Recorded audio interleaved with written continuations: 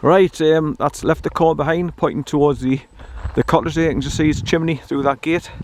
So I've come through the gate, it's not locked, and I've just pulled it open and walked through with him. And he's just gone down in the ditch to get a drink of water. And he's reacting to the treats. So he's taking notice of us when I'm saying treat. It's stopping him, I'm making him sit down and then give him the treat and say, good boys and good boy. So I've got a sneaky suspicion I might be able to eventually break this bloody monotony of pull with the aid of treats just to get his attention. But at the moment I'm just glad to let him off and burn off that excess energy he's got as usual.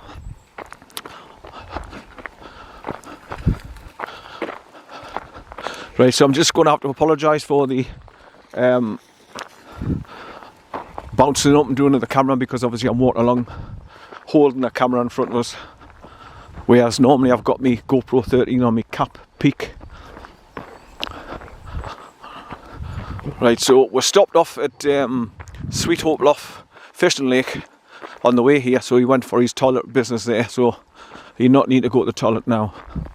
But he always goes down in the ditches looking for water, which he's done, getting a drink. He always loves to come here and get off the leader.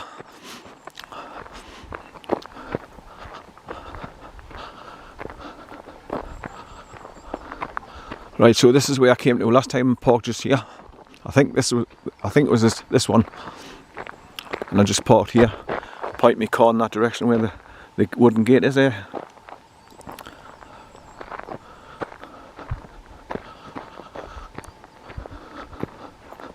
Right, so as you can see, once he's off the leader, he runs backwards and forwards, up and down, into the ditches, up the hills, back down, backwards and forwards towards me. And by the time I'm coming back towards the car, he's exhausted. He's run he's discharged his batteries that are fully charged at the minute. And then he's more I can handle him more, like better. And he doesn't pull so much once he's back on the leader. So that's the whole point of bringing him out here. Today's journey I'm just going to call this training day, because this is the first time I'm trying it with treats, and just to see if I can break them. The pulling. Right, come on son, how are you up here? Come on up here. How are you? Come on. Hey. Come on. Come on. Come on. Hey. Come on. Good boy. Come on. Come on son. Down here. Good boy son. Good. He's crackers. Good boy. So see what I mean? He's up and doing in the ditches.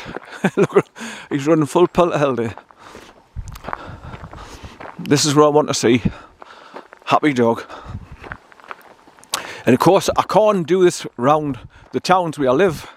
Too many dogs, too many, people with just too many distractions.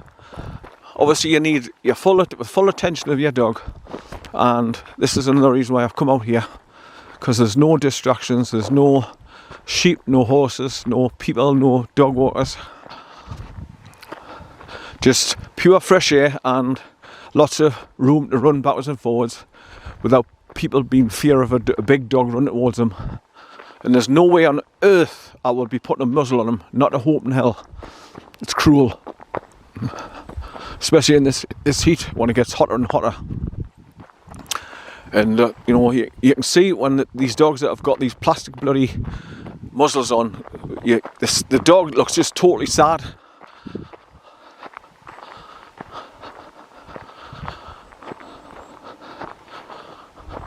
Right, so you walk up this track away from where I parked the car, and then you come to the end of the tree line here on the right, and then you get your first glimpses of Lewis Burn, which is running alongside us at the minute behind those trees, where it comes to meet the road just here. And then it's just a slow walk, about 1.5 miles to get to the steel bridge, where we'll go down to the side of the road, and he can go for a plodge and a swim, cool off in the water and get a drink. But these treats I've got in my pocket, they're by a company called JR, and I went to the pet shop and I bought a bag of them. I nearly fell off the floor when I says, what treats have you got for the dog? And I says, I've seen you advertise them on online. Venison and something. What the hell was that? Oh, it's him. Come on, you. Howie. Come on. Howie, son. Bit. I can hear him. Come on. Here. Here he comes. Howie, son. Come on then. Come on. Good boy. So he's starting to pant now because he's running backwards and forwards. Never stops. He's just got so much energy, this dog. Right, come on, up here. Come on. Here. Come on. Come and get a drink. Howie. He's rolling in the log. Come on, son. Howie. Normally when he's got his prong collar on and he rolls around in the grass, he pulls half the bloody field up with him. Come on, good boy, good boy.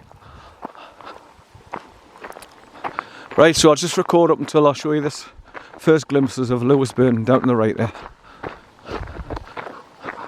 Which obviously won't be running very good today because we haven't had rain for a few days.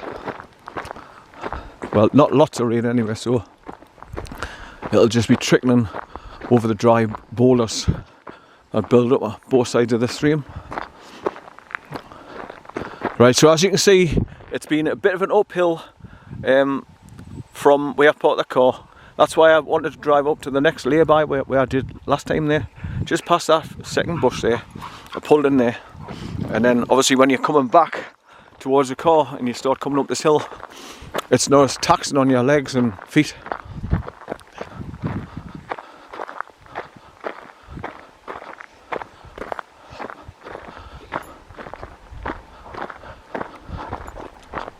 Right, so as you can see, where it comes underneath that concrete bridge that I drive over on the way down to the cottage, it comes underneath that and just comes along the valley here, snaking its way around and round and round. Right, come on son, up here, come on up here. How it? Here, hey, come here. I'm always frightened in case he hurts you. Hey, come here, come here, come on up here. Good boy, good boy.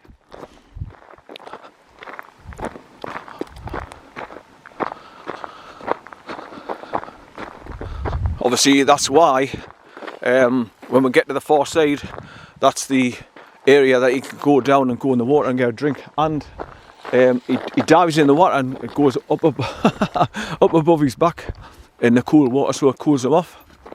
But it's all like swamped area just either side of the track here anyway, especially on the left hand side. It's all water, so he can go down and dig his nose in the grass and get a drink. So that's not a problem. Right, so I'll stop recording for now, so I'll walk along and not point my camera up and hold the weight of this camera all the time. So I'll bring you back further along the line. Right, bye for now. Right, so when you're walking along from where I parked the car, up the bank, come out the tree line there, and you start seeing Lewisburn down to your right. There's certain things that you notice when you're walking along the trail. And the first one is those dead logs that's been there quite a while from the last time they've done tree harvesting. They just piled, there's a few of them in a pile on the side of the right hand side there, the track. So that's the first thing you see. Then later on you see one dead tree that they've left behind, and it's propped up by a bit of posts. So that's the next thing you see. Looks like it's going to bring a hangman's noose.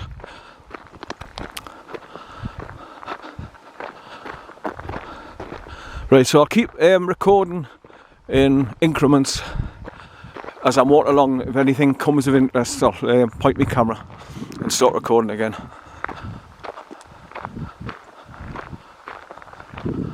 But I just wanted to point out that's the first thing you see, those logs piled up on the side of the right hand side of the track there, 2,000 yards ahead.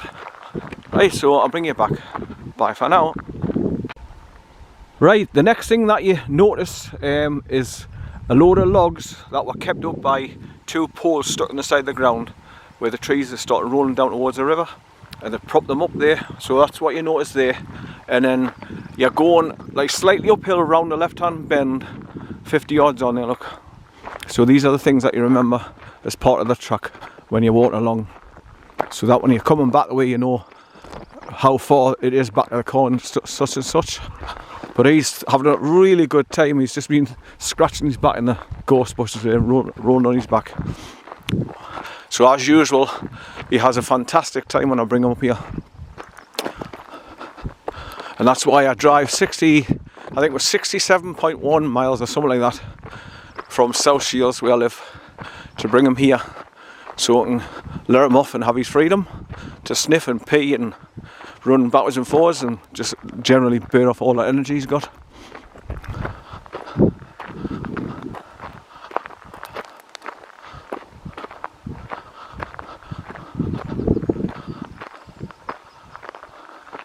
Right, he keeps going down the embankments to go and get a drink at the river now, so it's obviously going to get hotter and hotter as well. But have you noticed the skies? None of the white crisscrosses, just faint puffy clouds up there to the right. But most of the sky is blue. We've got a few wispy clouds there to my left up ahead. It's nice. Right. What you got, son? What you got? I think he's just pulling bits of grass to eat. Right, so here's your next view of the river. There's an island where there's a huge tree roots floated up onto it and beached. It's been there ever since. Right, so here's an S-bend where the Lewis Burn's going around the corner.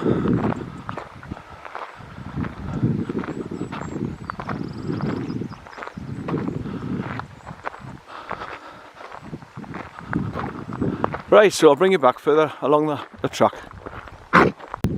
Right, so as you come up over the top of that little bit of a hill that you come round with a left-hand bend, when you get to here, you notice a bit of a stream coming through the long grass there to join Lewis Burn. Just there. There's two of them. There's one here and one further on, I think it is. And then the next thing you notice on the side of the track is the one dead tree that they've left standing for birds of prey to land on. There's a big buzzard just come out of those trees and flown across to that side. Big, massive bird it was. Beautiful. But that's why we'll come out the countryside to see the likes of that. Right, so here's this one dead tree that's left standing, and they've propped it up with a bit of fencing, wood pole. So like I say, when they come to cut the trees down, they always leave the odd dead tree standing. They don't knock them down because they've got to leave something for birds of prey to come and land on, for to do the scanning and look for the next meal, like a small vole or a small rabbit or rat or mouse or something, anything for its dinner, especially if it's got young ones to go and feed.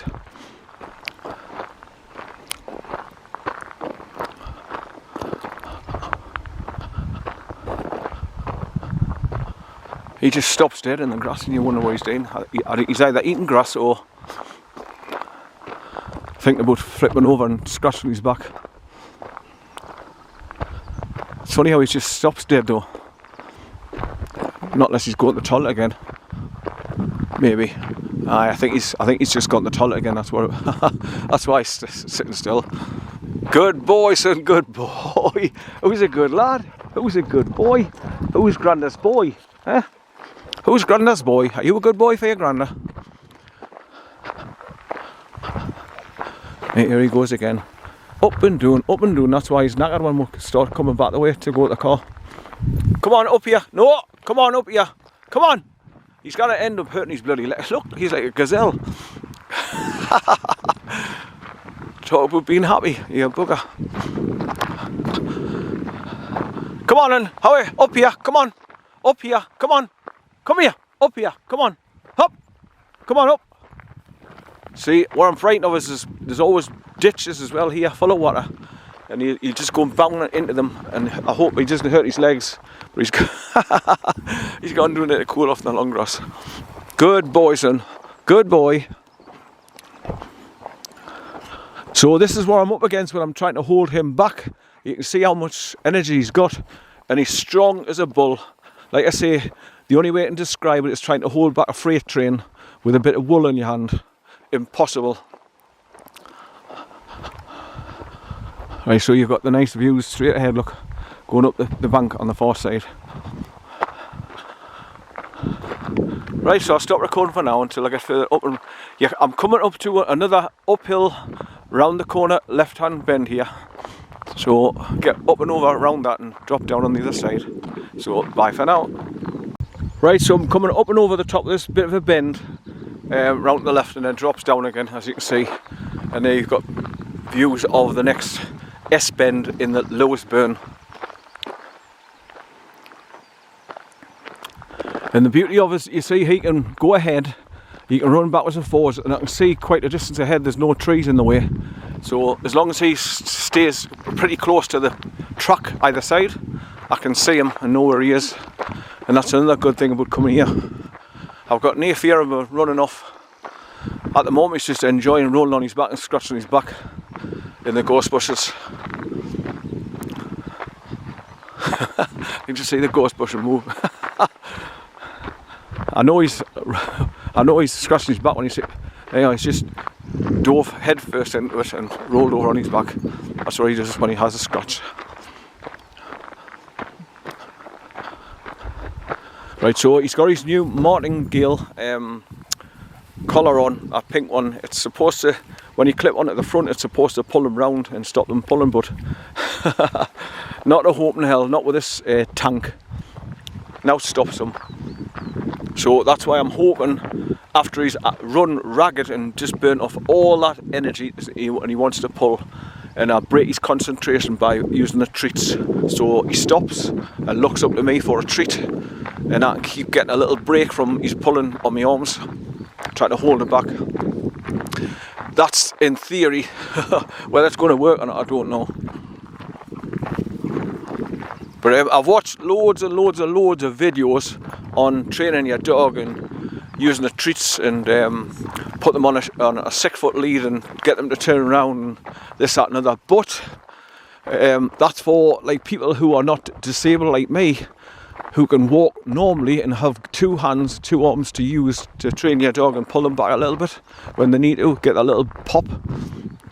But it's more difficult for me. One, I can't walk fast, so when he's pulling, I can't like match his speed because I can't walk that fast, because my brain won't tell me feet and my legs to move fast after the stroke.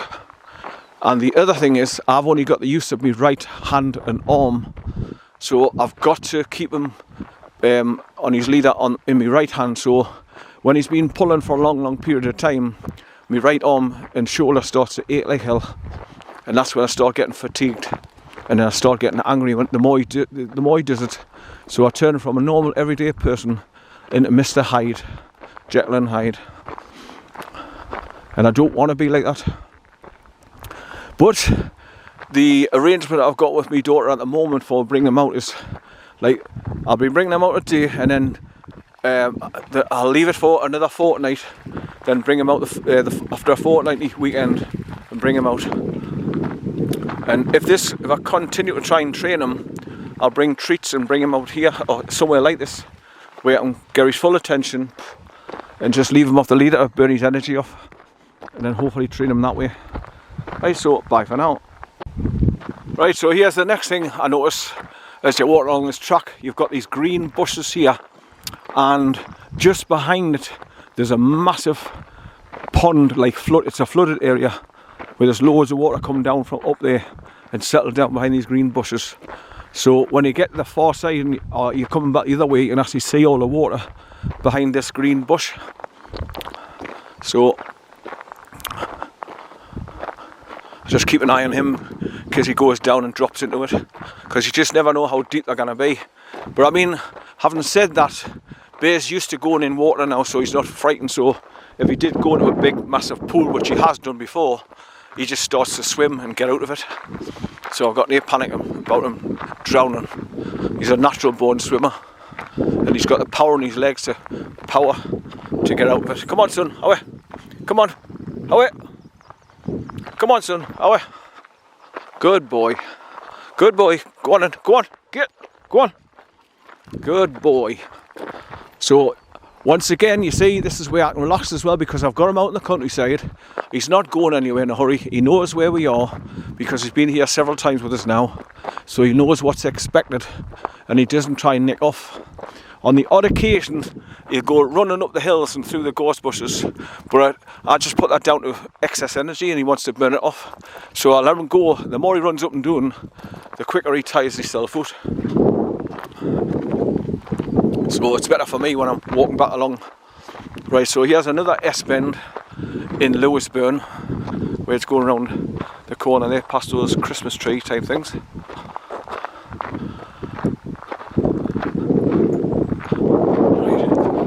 Come on, mister. Come on, mister. Right, so if you look back there, you can see the two S-bend hills that have just come up and over, then drop down to here where I am now. But it's a beautiful day. There's still a slight breeze because it's early in the morning, but the sun's come up now, so it's quite warm to walk along in. Because when I first got out the car earlier on to have a whisk, when I stopped off, it was quite chilly when I got out the car. But it's lovely now. Perfect heat for walking along. No, come on, son. No, come on up here. Come on. See how he stops dead when I tell him no. Come on up here. Hey, come on up here. No, come on. Come on. I don't want you going down there. Come on. Come here. Come on. So this is a battle of wills. This is where he's stubborn. Right, come on. Good boy. Come on, son. Come on, good boy. How He's having a funny half hour. Good boy, son. Good boy. See, battle of wills. Just got to keep on him and eventually come. Now there's something else that you notice as well when you walk along that dead tree across the stream that's coming down to meet the Lewisburn there. Normally they put rat catchers on them and stoat catchers.